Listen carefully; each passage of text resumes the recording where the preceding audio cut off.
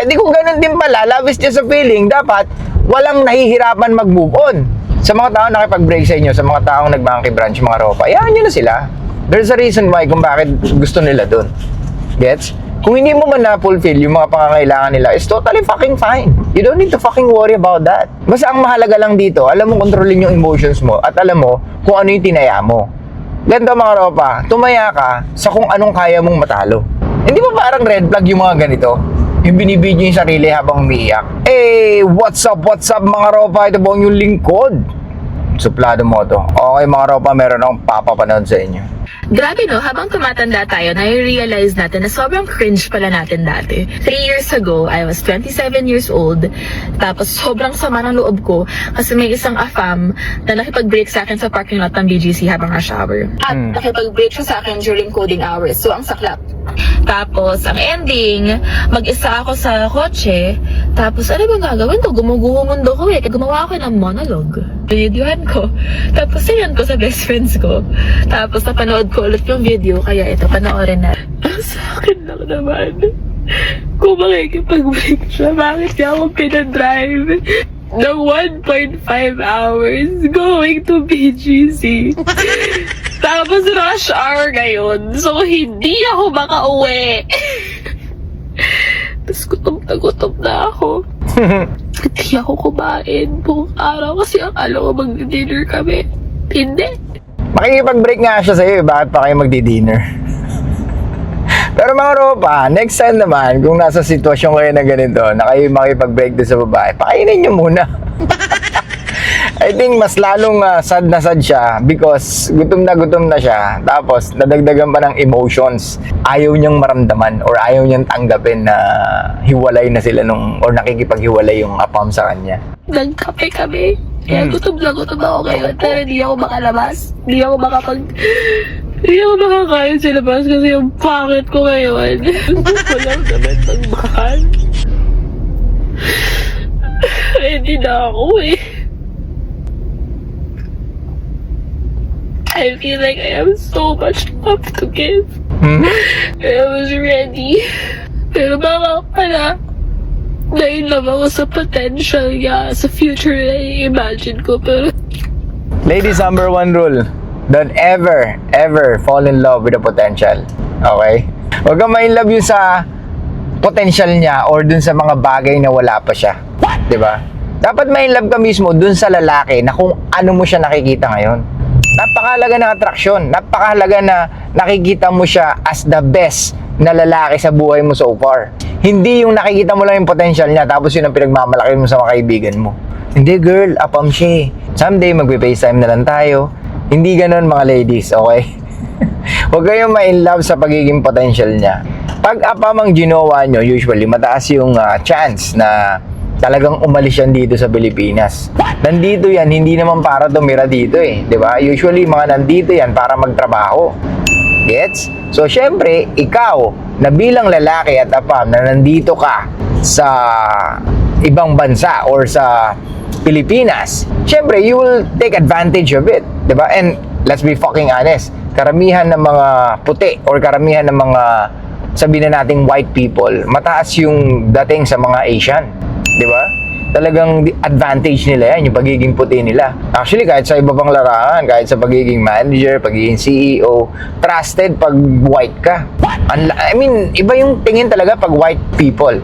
Gets nyo mga ropa? Kaya, wag na kayong mag-wonder kung bakit yung ibang mga Pilipina gustong-gusto ng apam. Well, una-una, of course, andun yung looks and at the same time, nandun yung iniisip nila pag puti, may pera. Diba? O yung talagang yung kinabukasan nila, safe na. Parang ganun yan, di ba? But anyway, of course, still attraction is the key for the truthful relationship. Hindi lang basta, yung dynamic kasi andun dapat, di ba? And kung di ka attracted sa isang tao, paano magkakaroon ng dynamic? Gets nyo mga ropa? Kailangan mas attracted yung babae doon sa lalaki para at least mas maganda yung dynamic nila. Hindi pwede na mas attracted yung lalaki doon sa babae. But anyway, continue natin mga ropa. sakit. Bakit ka? Puro uhag. I wanted to be him. I wanted to be him so bad. Sana yung future partner ko. Hinahanap din ako ngayon. Kasi miss na miss ko na siya. O, nasan ba siya ngayon? Miss ko na siya. Pero kailangan ko munang mag-isa. What Para the? mahanap ko siya, para ready ako. Pag dumating na siya, kailangan ko munang mag-isa. Ina. Alam ko naman masasaktan ako, pero di ko naman in-expect. Ang sakit pala talaga kahit in-expect mo na. Sabi ko na, lessons learned. Kung makikipag-break kayo, sana po hindi during coding hours. Maging tayo, considerate. Number 2, hindi mo siya mahal. Infatuated ka lang, hindi mo siya mahal. Finally, yung true love, hindi lang yan sa mga jowa at hindi yan sa isang lalaking na-meet mo lang in 4 weeks. True love can also be found through your friends. Okay mga ropa. So na-meet niya lang pala yun. Di ba? Nang 4 weeks ba? Parang ganun lang. Tapos, ganun na kaagad yung emotions niya. Ano yun? Hindi ko gets eh. So fast! Di ba? Usually, lalaki dapat yung mabilis may love. But anyway, siguro itong si ate girl, Joanne eh. Tsaka ito sinabi niya about dun sa kailangan niya muna mapag-isa, kailangan niyang ayusin yung sarili niya para ma-meet niya. Or kung sakaling ma-meet niya yung future boyfriend niya, dapat maayos siya. So, ilang taon na mga ropa? 2023 to, 2026 na. May boyfriend na ba siya? Hindi ko alam mga ropa, hindi ko naman chinek kung ano yung niya, social media. Pero ito nakaka-cringe mga ropa. May mga babae na talagang binibideo nila yung sarili nila habang umiiyak. The only question here is why? Bakit kailangan i-video ng mga babae yung pag-iyak nila? Ito rin, para sa mga lalaki na nagbibideo sa sarili nila habang umiiyak. Bakit nyo kailangan gawin nyo? Tapos ipopost nyo. Diba? Tapos sasabihin nyo, sad kayo, malungkot kayo. Hindi ka sad. Hindi ka malungkot. Hindi ka nade-depress. Okay? Papansin ka. Yan na nakikita ko. Papansin ka. Ito yung moment na feeling mo, pag binidyo mo yung sarili mo, you feel good. Hindi ba parang red flag yung mga ganito? Yung binibidyo yung sarili habang umiiyak. Hindi ba parang self-centered or parang narcy yung datingan pag ganito? Why you need to record yourself while you are crying? Kasi umiiyak ka nga eh, pero nakuha mo pang i-video yung sarili mo. So, ibig sabihin, sinadya mo. So, ang dating, parang scripted. Di ba? Pero mo, nagkaroon ka pa ng time na kalikutin yung phone mo, tapos pumunta ka sa video, tapos i-push mo yung record. Kung umiiyak ka because you are fucking really sad of what happened. Di ba? O hindi mo talaga kinaya. Pero I think ito, sinabi niya, since gutom siya, baka yun ang reason kung bakit siya umiiyak. Hindi talaga siya sad. She's hungry. Di ba? Ang babae, iba emotions pag gutom. Tangina mga ropa, totoo yan. Kaya dapat lagi nyo silang busugin.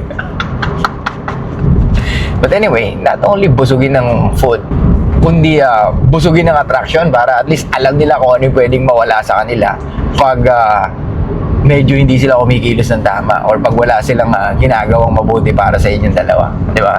Magandang aware siya na the best ka at hindi siya pwedeng umarte ng gusto niya or hindi siya pwedeng umarte ng parang independent sa relationship yung dalawa. Gets mga ropa? Anyway, balik tayo. So again mga ropa, hindi ko talaga maunawaan kung bakit kailangan i-video ng isang tao ang kanyang sarili, especially women habang umiiyak. Di ba? Kasi hindi nagme-make sense na malungkot ka na, sad ka na, nakuha mo pang mag-video at tingnan ang iyong sarili habang umiiyak. Curious ka ba? Tapos sasabihin mo, sad ka, depressed ka, iniwanan ka, di ba? Tapos nakuha mo i-video yung sarili mo. I don't think na sad ka eh. Nakuha mo nga push yung button eh. So, I don't fucking think so na sad ka. So, yun pa, sinasabi niya na pag makikipag-break kayo, wag naman daw rush hour. What the hell? Walang binibili ang breakup. Kayo nga eh, di ba? Kahit kayo pa, nagagawa niyo mag-monkey branch. Di ba? Kayo pa nakikipag-sex ka pa sa boyfriend mo. Di ba? Bino-blowjob mo pa yung boyfriend mo. Tapos puta, after a week or 2, may kapalit na siya. Di ba? Yung ba, pwede ba namin bigay na tip yun na huwag kayong mag-monkey branch Pwede ba namin sabihin nyo na please don't do that to us na nagsisex pa tayo tapos after a week or 2, makikipag-break na kayo sa amin. Hindi pwede, di ba? Walang pinipili ang breakup. And eto sa mga taong nakipag-break sa inyo, sa mga taong nag-monkey branch, mga ropa, ayahan nyo na sila. There's a reason why kung bakit gusto nila dun. Gets? Kung hindi mo man na-fulfill yung mga pangangailangan nila, it's totally fucking fine. You don't need to fucking worry about that. Di ba? Basta ang mahalaga lang dito, alam mo kontrolin yung emotions mo at alam mo kung ano yung tinaya mo. Ganito mga ropa, tumaya ka sa kung anong kaya mong matalo. Hindi yung itataya mo lahat. Ulitin ko, clip nyo to.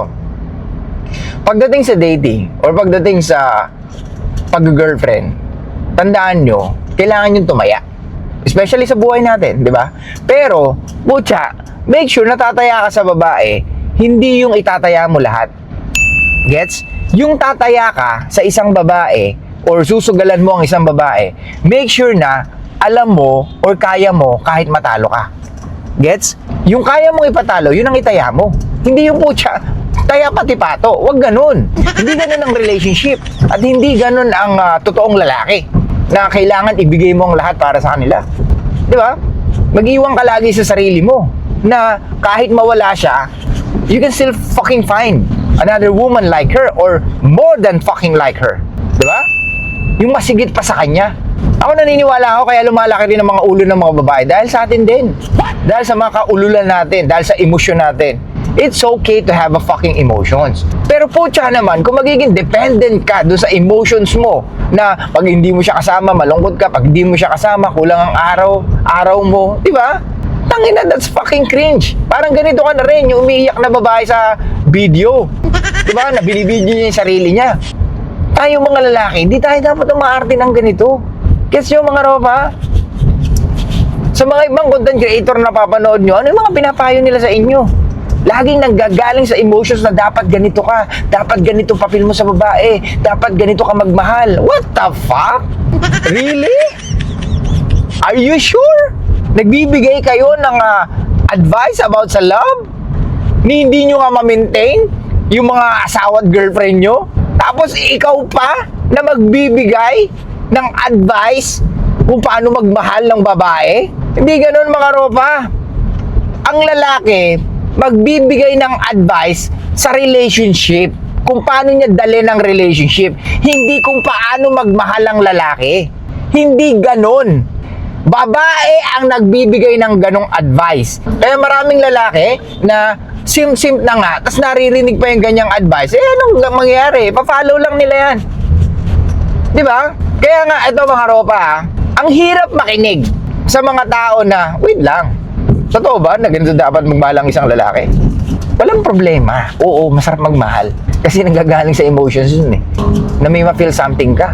Yan yung mga unexplained na feelings na hindi mo alam kung bakit masaya kapag kasama mo tong tao na to.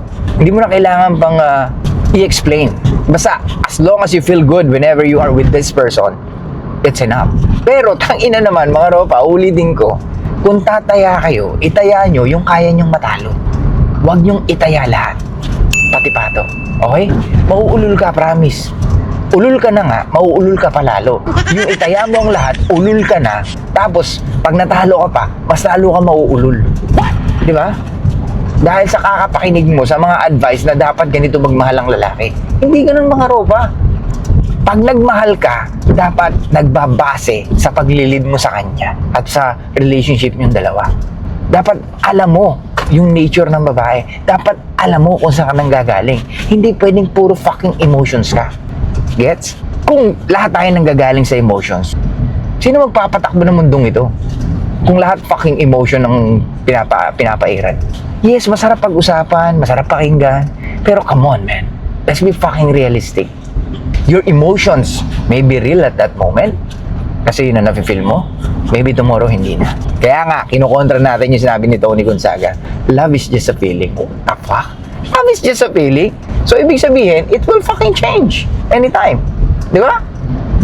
Kung love is just a feeling, then why women use that na, I need some love, I love you, I love him, blah, blah, blah. What the hell? Then wag niyong gamitin yung word na love. Kung love is just a fucking feeling. Di ba? Ano yan? Sakit ng tiyan? Mamaya, mawala rin to. Di ba ganon? Eh di kung ganon din pala, love is just a feeling, dapat walang nahihirapan mag-move on. Kasi feeling siya, nagbabago yan eh. Di ba? Walang mga babae or walang mga lalaki na natotrauma kung love is just a feeling. How dare Di ba? I feel frightened. I feel lonely. Di ba? Anytime pwede magbago yun eh. Oh, sige nga. Sa mga nagsasabi niya na love is just a fucking feeling, then explain to us. I feel like ang sakit ng tiyan ko. I feel like I'm hungry. I feel like lightheaded. I feel like, what the hell? Love is not just a feeling. Okay? Hindi feelings yun. Yes, may kasamang feelings, pero hindi feelings yung love. Love is a fucking decision and sacrifices. Action, sacrifices, and of course, decision. Okay? Tangina. Ang daming nagbibigay ng advice, kala mo kay gagaling. Ang daming followers, ang daming subscribers, kala mo tama lahat ng sinasabi. Ako ang inyong lingkod. Hindi ko sinasabi na lahat ng sinasabi ko dito ay tama para sa inyo. Pero, I'll make sure at least 90% justifiable. Justifiable. At least 90% justifiable. Di ba? Alam ko kung saan ko kinukuha. Alam ko kung saan ko inuhugot. Hindi tayo nang gagaling sa fucking emotions. Kasi mahirap pag nanggagaling ka sa emotions mo, baka hindi mo na rin alam kung ano yung sinasabi mo. Tsaka pabago-bago ka pag nanggagaling ka sa feelings mo. Dati, ito yung sinasabi mo, ngayon nag-iba na. Diba? Kaya nga, i-call out nyo ako, mga roba, kung meron ako sinasabing pabago-bago. Like I said, putya, I can explain everything that I've said. Kahit yung mga previous content natin, kaya ko i-explain. Kung meron kayo makikita doon na parang, wait lang, suplado, parang sabi mo dito, ganito, ganyan. Hindi ko na-get. So, explain ko sa inyo. Sa abot na kayo makakaya. Tandaan nyo lahat na lumalabas sa bibig ko ngayon, hindi to from. Okay, may mga nagsasabi sa atin dati, may binabasa ka ba? Bakit parang dire-diretso ka? Diba? So, hindi ko alam kung parang nalulupitan siya sa ginagawa natin or parang duda siya sa ginagawa natin. Diba? Anyway, sige mga ropa, putulin natin dito. Masyado na mahaba. Tamad tayo mag-edit pag masyado mahaba. Okay, so yun lang mga ropa. I'll see you guys next time. Show love, peace out, and be fucking mysterious mga ropa. Shutdown camera.